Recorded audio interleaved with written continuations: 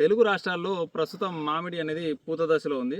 మనకు ఈ పూత దశలో వచ్చే ప్రధాన సమస్యలు వచ్చేసి మనకు పచ్చ పురుగు కావచ్చు, లేదంటే బియ్య పురుగు కావచ్చు, దాంతోపాటు ఈ తామర పురుగులు కావచ్చు, దాంతోపాటు ఆంత్రాక్నోస్, పౌడర్ మిల్లు ఇలా చాలా రకాల సమస్యలు వస్తుంటాయి. కానీ ఈ సమయంలో మనకు పాలినేషన్ జరిగేటప్పుడు మనం ఎటువంటి ఫంగిసైడ్లు కానీ పెస్టిసైడ్స్ కానీ కొట్టుకుంటే మనకు పింద కట్టడం అనేది చాలా తక్కువగా కొడుతుంటుంది.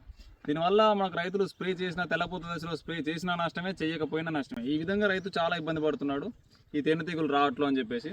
అయితే ఇలాంటి సమయంలో ఎటువంటి యాజమాన్య పద్ధతులు పాటించాలి, అసలు ఎటువంటి యాజమాన్య పద్ధతులు పాటించినప్పుడు ఈ పూత అనేది ఎక్కువగా పిందగా కన్వర్ట్ అవుతుంది, దాంతోపాటుగా మనకు ప్రొడక్షన్ అనేది ఎక్కువగా వస్తుంది, ఈ పంటకాలం మొత్తం అటాక్ అయ్యేటటువంటి ఈ సమస్యలు తగ్గుతాయి. మెయిన్గా ఈ తామర పురుగులు కానీ, దాంతోపాటు ఈ సన్న పురుగు, బియ్య పురుగు కానీ అటాక్ చేసినప్పుడు మన తెలుగు యువ రైతు అందించేటువంటి ఈపీఎఫ్ కల్చర్ని ఫర్మెంటేషన్ చేసి వాడుకోవడం వల్ల ఖర్చు తగ్గుతుంది. మామూలుగా రసాయనాలతో పోల్చుకుంటే ఖచ్చితంగా ఖర్చు తగ్గుతుంది. దీన్ని స్ప్రే చేసుకున్నప్పుడు ఏ విధంగా చేసుకోవాలంటే ఫర్మెంటేషన్ చేసుకొని సాయంత్రం వేళలో పొగలాగా వచ్చేలాగా స్ప్రే చేసుకుంటే ఖచ్చితంగా తామర పురుగులు కంట్రోల్ అయితే, దాంతోపాటు సన్న పురుగు కూడా కంట్రోల్ అవుతుంది. ఇది మనం బెల్లంతో ఫర్మెంటేషన్ చేస్తాం కాబట్టి తేనెటీగలు కూడా ఎక్కువగా రావడానికి అవకాశం ఉంటుంది. దీనివల్ల పాలినేషన్ తొందరగా జరుగుతుంది.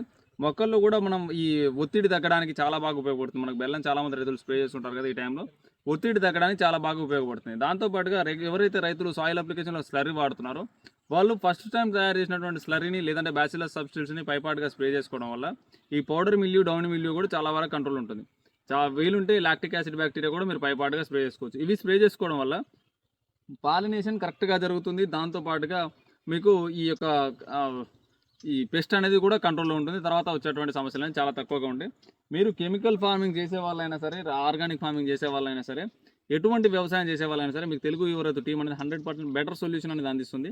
ఖచ్చితంగా మీకు ఎటువంటి సందేహాలు ఉన్నా కూడా మీ యొక్క మామిడి మొక్కల్ని అలాగే ఎంత శాతం పిందగట్టాయి, దాంట్లో నల్లి ఉందా, తామర పురుగు ఉందా, అసలు న్యూట్రిషన్ మేనేజ్మెంట్ విషయంలో కానీ ప్రతి ఒక్క రైతు కూడా చాలామంది ఈ మామిడి రైతులు ఈ కొంత బయటికి సంబంధించిన వీడియోస్ చూసి ఇలాంటివి చూసి ఎక్కువగా సల్ఫేట్స్ అన్ని తీసుకొచ్చి న్యూట్రిషన్ తయారు చేసుకొని వాడుతున్నారు. దానివల్ల చెట్లు బాగా ముదిరిపోతున్నాయి, ఇగుర్లు బాగా వస్తున్నాయి, కానీ కాపు అనేది సరిగ్గా రావట్లేదు. దీనికి గల కారణాలన్నీ కూడా మీకు తెలుగు రైతు టీం అనేది తెలియజేస్తుంది. ప్రతి ఒక్క రైతున్న కూడా ఎటువంటి యాజమాన్య సలహాలు కావాలన్నా కూడా ఖచ్చితంగా తెలుగు రైతు టీంని సంప్రదించండి. ఖచ్చితంగా కాంటాక్ట్ చేసే ముందు 100% వాట్సాప్లో మీ యొక్క మొక్కల ఫోటోలు, మీరు చేసినటువంటి యాజమాన్యాన్ని చెప్పినట్లయితే ఇంకా బెటర్ సొల్యూషన్ ఇవ్వడానికి అవకాశం ఉంటుంది. మీకు ఎటువంటి సందేహాలు ఉన్నా మన వెబ్సైట్లో డీటెయిల్స్ అన్నీ ఉంటాయి. మనకు వాట్సాప్ నెంబర్లో హాయ్ అని మెసేజ్ పెడితే ఖచ్చితంగా వెబ్సైట్ డీటెయిల్స్ కూడా వస్తాయి. జై హింద్, జై జవాన్, జై కిసాన్.